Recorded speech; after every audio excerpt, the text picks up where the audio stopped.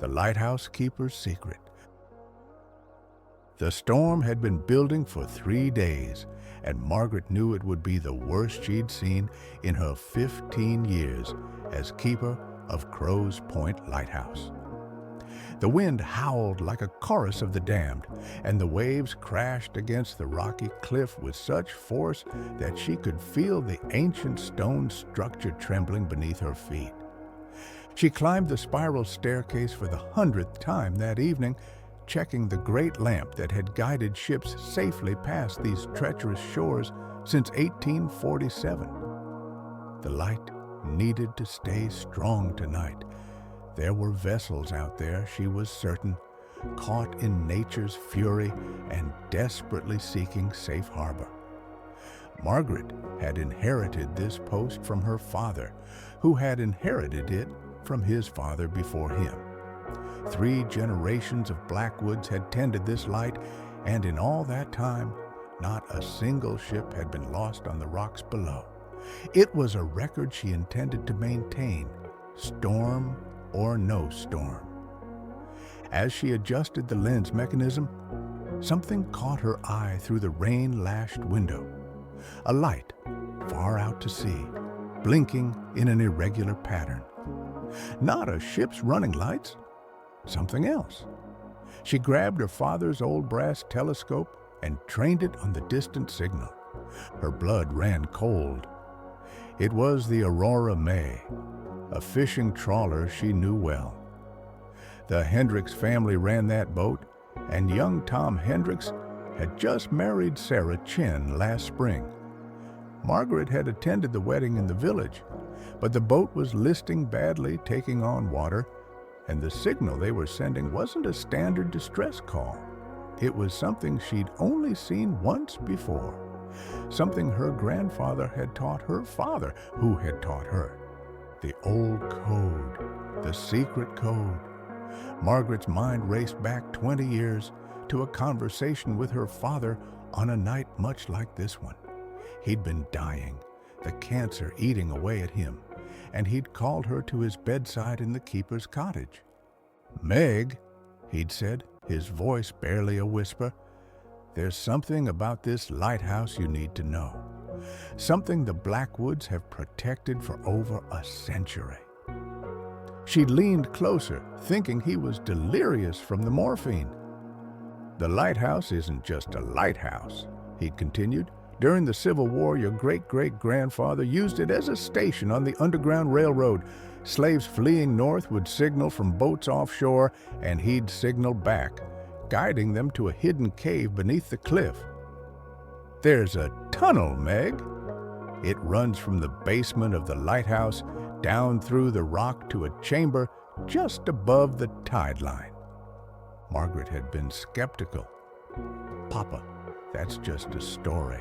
I've been all through this lighthouse. The entrance is behind the old coal bin in the basement. You have to remove 3 specific stones in a particular order." He'd gripped her hand with surprising strength. "The code, Meg. 3 short flashes, 2 long, 1 short. That's the signal. If you ever see it, someone needs that tunnel. Someone needs sanctuary." She thought it was the rambling of a dying man until he'd made her go down to the basement with him, weak as he was, and shown her. The stones, the hidden door, the tunnel descending into darkness. It was real. All of it was real. "We're not just lighthouse keepers," her father had said. "We're guardians, and sometimes people still need a safe passage in the dark." Now, 20 years later, that signal was flashing from the Aurora May. 3 short, 2 long, 1 short. Margaret didn't hesitate. She knew what she had to do, even if she didn't understand why the Hendricks would use a code from the 1860s. She grabbed her waterproof coat and her emergency radio, then descended to the basement. Her hands moved automatically, removing the stones in the sequence her father had shown her.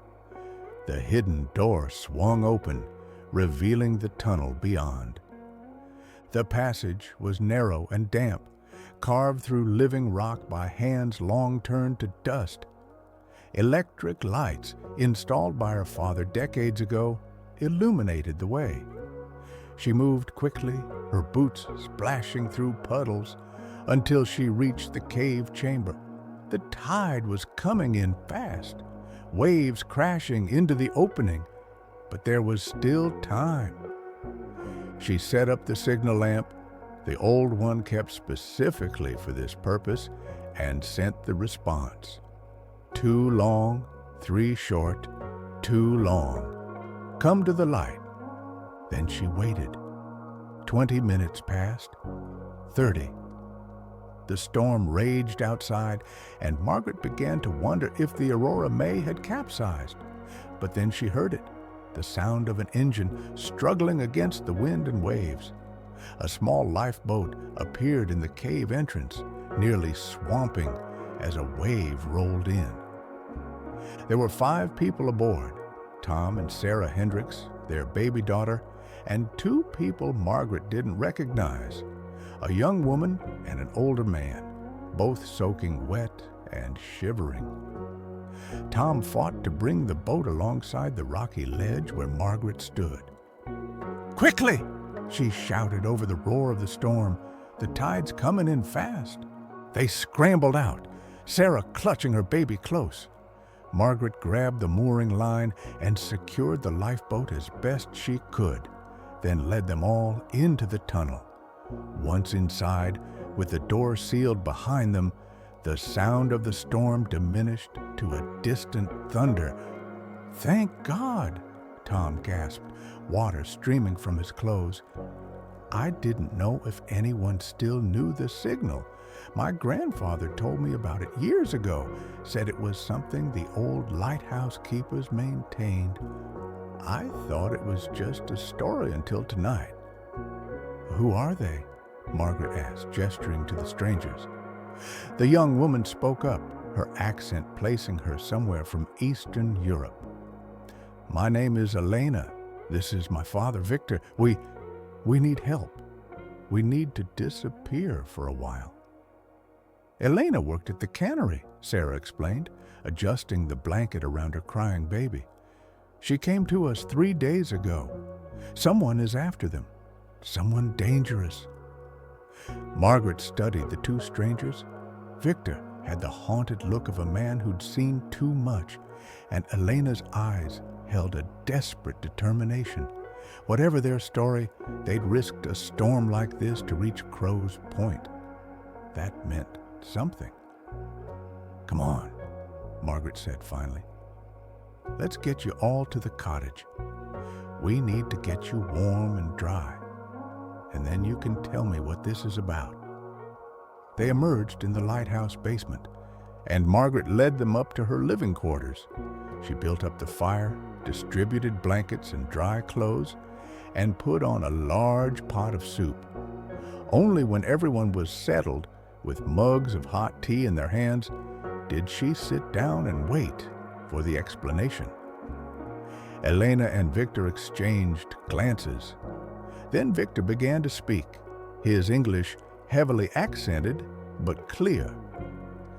2 years ago, I was scientist in Krasnoyarsk. I worked on government project, classified work. I discovered something that should not exist. Corruption, weapons, things being sold to wrong people. I tried to report through proper channels, but he shook his head. Wrong people were the proper channels. I took evidence, and Elena and I, we run. We made it to Poland, Elena continued, then Germany, then England. We thought we were safe. We found work here in your country with new names. I met Tom and Sarah at the cannery. They were kind to us, but 3 days ago, I saw him, the man who came to our apartment in Krasnoyarsk, the man who killed my mother. Margaret felt a chill that had nothing to do with the storm. Did you call the police? Victor laughed bitterly. Police? These people, They have long arms, papers can be forged, asylum claims can be denied. We could be deported back to Russia, and then he drew a finger across his throat. We couldn't just abandon them, Sarah said quietly, rocking her baby. Tom's grandfather told him about the old code, about how the lighthouse used to be a safe passage. We thought maybe, just maybe, it could help one more time. Margaret sat back, her mind working through the implications. The lighthouse keepers of old had risked everything to help people fleeing slavery. Her father had maintained the tradition, believing that the duty of guardianship didn't end just because the Civil War had. And now, a century and a half later, two people fleeing a different kind of oppression had signaled for help, using a code passed down through generations. How did you know the code? She asked Tom. My grandfather, Jack Hendricks, worked on a fishing boat that ran supplies to the lighthouse back in the 50s. He and your father became friends. One night, over whiskey, your father told him about the tunnel, about the code, made him promise to keep it secret, but to remember it just in case.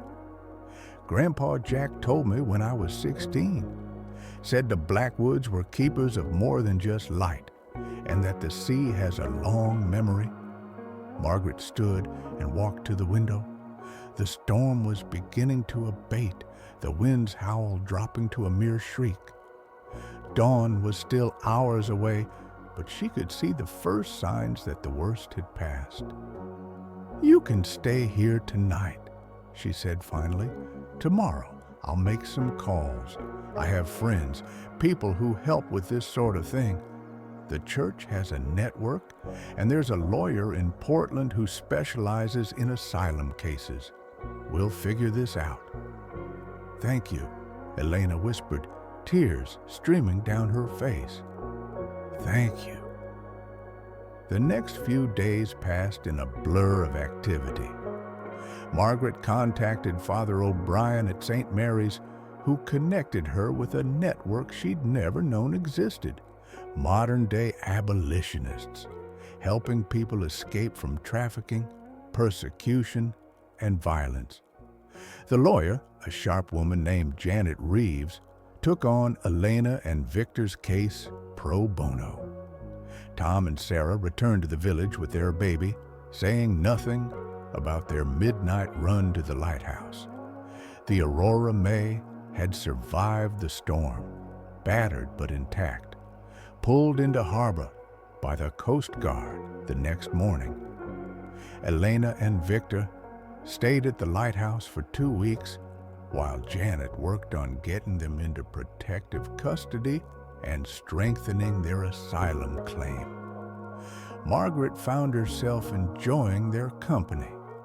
Victor taught her to play chess, a game she'd never learned, and Elena helped her tend a small garden behind the keeper's cottage. They were good people, caught in a nightmare not of their making.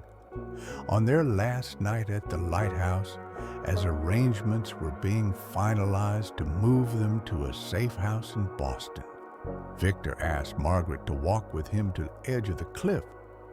The sea was calm now, glittering under a full moon. You know, he said, in Russian we have saying, 1 candle can light 1,000 more without losing its flame. You are like your lighthouse, Margaret. You shine light into darkness, and darkness cannot overcome it. I'm just doing what my family has always done, she replied. No, Victor insisted. You choose. Every day you climb those stairs, you tend that light. You could walk away, find easier life, but you stay. And when we send that signal, you answer. That is not just duty. That is who you are. Margaret felt tears prick her eyes. She'd spent so many years alone in this lighthouse, sometimes wondering if her life had meaning beyond the simple maintenance of machinery. But now she understood. The light she kept wasn't just for ships. It was a beacon of hope, a promise that even in the darkest storms, someone was watching, someone cared, someone would answer the call. The next morning, a nondescript van arrived to take Elena and Victor to Boston. They said their goodbyes, promises to stay in touch that Margaret knew might never be kept. It was safer that way. She watched the van disappear down the coastal road, then returned to her lighthouse. But the story didn't end there. Over the following months, Margaret began to notice patterns. A kayaker who'd gotten lost and needed shelter for a night, speaking in hushed tones on a satellite phone. A couple who arrived by boat at dawn, claiming engine trouble, but bearing the haunted looks of people running from something. Each time, she'd see it. Some small sign, some subtle signal that told her these weren't ordinary travelers. Father O'Brien finally confirmed what she'd begun to suspect. The old network had never really disbanded. It had evolved, adapted, become something new while maintaining its ancient purpose. And Crows Point Lighthouse, with its hidden tunnel and its legacy of guardianship, had become a node in that network once again. "We don't advertise," Father O'Brien explained during one of his visits. "We can't, but word gets around through the right channels. There are people out there who need a safe passage, Margaret. People fleeing violence, persecution, trafficking.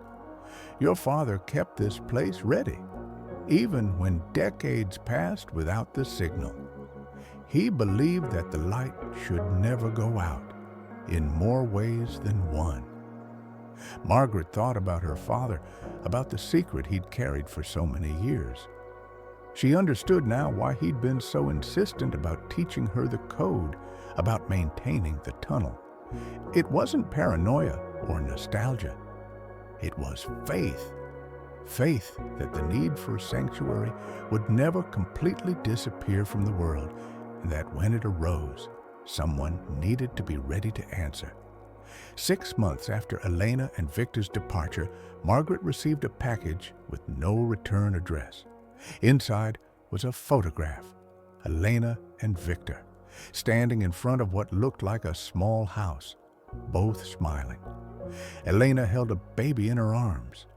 On the back of the photo, in careful English, someone had written, "Our daughter. We named her Margaret. May she grow up to be a light in dark places."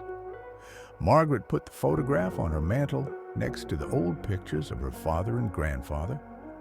3 generations of lighthouse keepers, and now, in some small way, a 4th generation carrying on the tradition, even if Margaret herself had no children of her own. That night, as she climbed the spiral stairs to tend the great lamp, Margaret felt the weight of history on her shoulders, but it was a good weight, a purposeful weight. The storms would keep coming, of that she was certain. The world would keep creating situations where people needed to flee, to hide, to find safe passage through treacherous waters. And as long as she was able, Margaret Blackwood would keep the light burning. Not just the physical light that guided ships past the rocks, but the other light as well. The invisible beacon that told those in desperate need that here, on this wind-scoured cliff, someone stood watch. Someone remembered. Someone cared. She adjusted the lens, checked the fuel, and then stood for a moment watching the beam sweep across the dark water. Somewhere out there, perhaps, someone was watching for that light.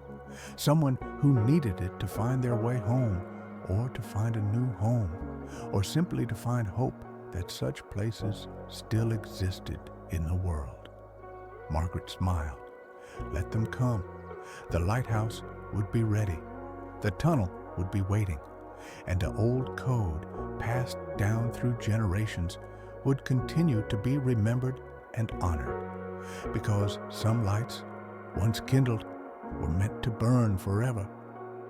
As she descended the stairs, Margaret made a mental note to check the tunnel entrance, to ensure the signal lamp was in working order, to stock the cave chamber with emergency supplies. It might be days, months, or years before the signal came again, but it would come. Of that she was certain. And when it did, the lighthouse keeper of Crow's Point would be ready to answer, just as her father had been and his father before him. The sea had a long memory, Tom's grandfather had said, but so did the Blackwoods, and some promises were meant to be kept across generations, across centuries, for as long as there were storms to weather and people who needed a safe harbor.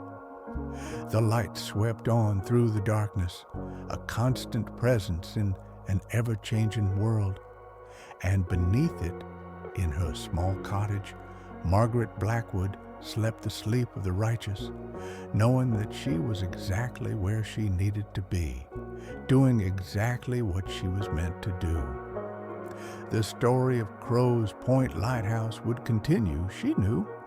It would continue long after she was gone, as long as there were people willing to tend the light and honor the old codes. Because that's what guardians did. They kept watch. They held the line. They made sure that even in the darkest nights, even in the worst storms, there was always a light to guide the lost safely home. And sometimes that made all the difference.